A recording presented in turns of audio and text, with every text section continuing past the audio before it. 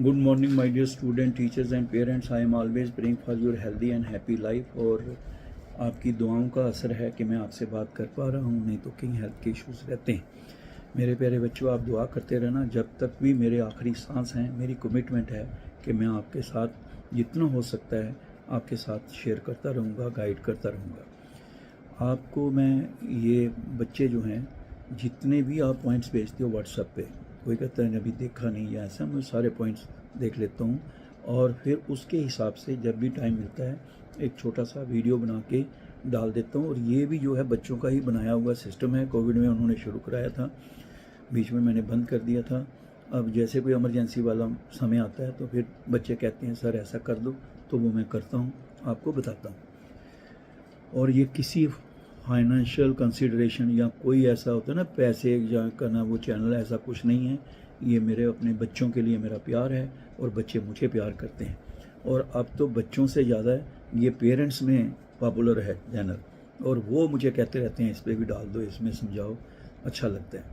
तो मेरे प्यारे बच्चों, ये पहले याद रखना, जो बच्चों बड़े अभी भी पूछ रहे हैं, भाई देखो, नेशनल ओपन यूनिवर्सिटी से किसी ने 12th पास की है तो नहीं अप्लाई करेगा। डिप्लोमा सर्टिफिकेट या पीजी कोर्स के लिए इसमें नहीं है अप्लाई करने का। ये सिर्फ अंडर ग्रेजुएट कोर्सेज के लिए है, prime minister special scholarship scheme. ठीक है, special scholarship scheme Jammu Kashmir Ladakh के बच्चों के लिए, सिर्फ इसी बात के लिए।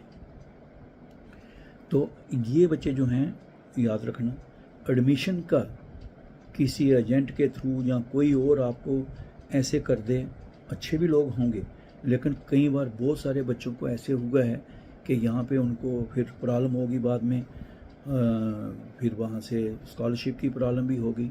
तो जो भी एडमिशन लोगे तो याद रखना, आप मैनेजमेंट कोटा में अगर आपको सीट मिलती है उसका स्कॉलरशिप नहीं मिलेगा। अगर कोई कहेगा मैनेजमेंट कोटा में दाखिल करा देंगे, या कोई आपको ऐसे इंस्टीट्यूशन में जो रिकॉग्नाइज ना, ऑथराइज ना हो, उनके पास कोर्स ना अप्रूव ना हो, तो ये सारी चीज़ें अच्छी तरह छानबीन करके चलना, ये मैं आपको बता रहा हूँ।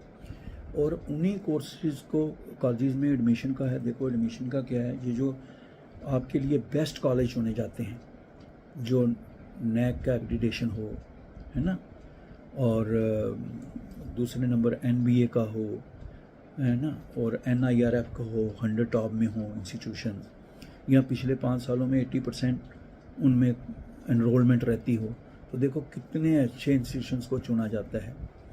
तो मगर इनके अलावा अगर सपोज करो आप कहीं और एडमिशन ले लेते हो जो AICTE के ना तो आपको साइट पे दिखाई दे रहे हैं अभी चॉइस फिलिंग करते हुए, और जहाँ फिर जो नेशनल इम्पोर्टेंस के नहीं हैं, या ऑन माई ओन में आप लेते हैं, जैसे MBBS वगैरह करते हैं, तो उनमें अगर आप कोई और ले लेता है ऐसे, तो उसको भी बाद में स्कॉलरशिप का प्रॉब्लम रहती है।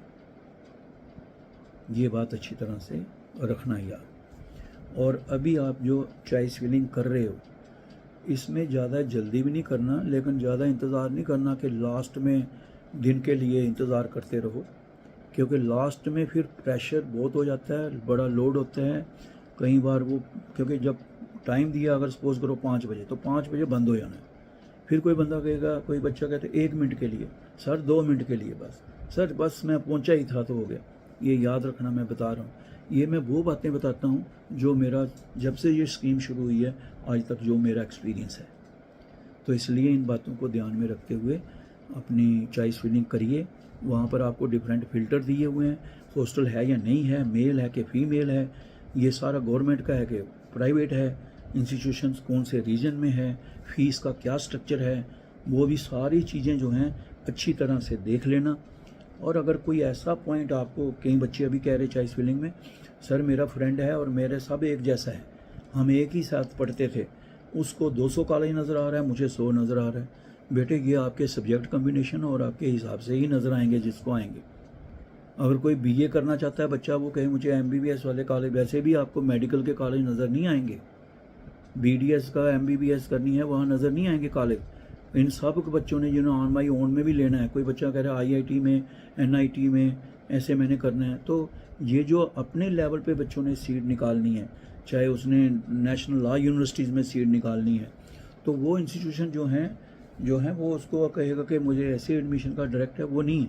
वो आपको अपने लेवल पे, देखो सारे बच्चों को चाहे ऑन माई ओन या डायरेक्ट थ्रू काउंसलिंग जाना है, सबको रजिस्ट्रेशन करानी है, डॉक्यूमेंट वेरिफिकेशन कराने हैं, और जिन्होंने डॉक्यूमेंट वेरिफिकेशन करा लिए और उनका चॉइस फिलिंग का ओपन हो गया, उन बच्चों को याद रखना जिन्होंने ऑन माई ओन में एडमिशन लेनी, जैसे दिल्ली यूनिवर्सिटी में बच्चे खुद भी एडमिशन ले लेते हैं, उनको सबको चॉइस फिलिंग जो है उन्होंने उसमें नहीं करनी है, ना वो उस थ्रू से जाएंगे, वो उन्होंने अपने लेवल पे निकलना है, ये याद रखना। एलिजिबिलिटी देखनी है और उनको अलाटमेंट अपनी होगी। जैसे आप MBBS की सीट निकालोगे तो डॉक्यूमेंट वेरिफिकेशन करा ली, सारा ख़त्म कर लिया, और रजिस्ट्रेशन के वक्त आपने नीट का लिख दिया, चाहे नीट का है, नाटा का है, क्लैट का है, CUT का है, उसका आपने रेफरेंस दे दिया, उनका एडमिट कार्ड कोई नंबर है, रजिस्ट्रेशन नंबर है, दे दिया, और जब आपकी फिर एडमिशन हो जाएगी फिर आपने उनको डॉक्यूमेंट जो है आपके इंस्टीट्यूशन भेजता है, फिर स्कॉलरशिप मिलता है। हाँ, ये है कि जो मेडिकल के स्टूडेंट हैं जिन्होंने लेनी है सीट MBBS BDS का, ये मैं बता दूं कि आप जैसे अपने लेवल पे एडमिशन लेते जाते हैं, बाद में सपोज करो बहुत ज़्यादा बच्चे हो गए और इसके मैक्सिमम सीट्स हैं 100, तो फिर 100 के जो टॉप देखे जाते हैं 100, वो देखे जाते हैं जो टॉप के जिनके स्कोर ज़्यादा हों 12th वाले देखे जाते हैं। ठीक है, इन बातों का अच्छी तरह से ध्यान रखना। फिर भी आपको कोई प्रॉब्लम है तो 9419144030 पर आप व्हाट्सएप पे करना, लेकिन फिर ये मत कहना प्रेशर जितना मेरे से होगा वो मैं कर देता हूँ। मैं रात को भी दिन को भी सब बच्चों कहता हूँ जो पूछना पूछ लो, लेकिन मेरी जब हिम्मत होती है तो मैं कोशिश करता हूँ। तो इसलिए ये बात रखना, और सबके लिए जो है पॉइंट मैं देखता हूँ वहाँ से एक एक को जवाब देना मुश्किल होता है। फिर मैं Ajit Angral AJEETANGRAL PM motivation, ये मैं इसलिए खुल के बताता हूँ, बच्चे कहते हैं लिंक है, तो मैंने कहा ये देख लेना, ये एक मेरा अपनी तरफ से जो है Ajit Angral PM motivation YouTube channel subscribe कर लेना। ये बच्चों का ही बनाया हुआ है कि चलो सर आप हमारी हेल्प करें। ये तब जब कोविड आया था तब दिन रात बच्चों को ऐसे ही करके मैंने समझाया था। जिस हाल में भी रहेंगे और जैसा भी समय होगा, और आपकी दुआओं से अगर ठीक रहा सेहत, तो बच्चे कोई भी हालात ऐसे आ जाएं और आप अगर दुआ करें हिम्मत मिले तो मैं 24 घंटे आपके इसी तरह से नज़र आता हूँ। वैसे भी 24/7 मैंने बच्चों का ऐसे किया, और ऐसे कर करके कभी हेल्थ भी चली जाती, कोई मसला नहीं, देखेंगे ऊपर वाला दुआ ज़रूर सोचेगा। तो मेरी तरफ से आपको बहुत सारी दुआएं हैं, और उनको पेरेंट्स को भी मेरी बहुत सारी दुआ उनके लिए जो इतनी कॉल करते हैं और अच्छे शब्द बोलते हैं। उससे जब आप अच्छा बोलते हो या आपको लाइक करते हैं कि ये ठीक है बनाते हैं जो ऐसे, तो क्या होता है मैं भी थोड़ा सा इंस्पायर हो जाता हूँ, मोटिवेट हो जाता हूँ। बाकी आपकी कैरियर जो है वो मेरे लिए बड़ा इम्पोर्टेंट है। ऑल द बेस्ट, सब ध्यान से करना, कोई गलती मत करना। Thank you very much.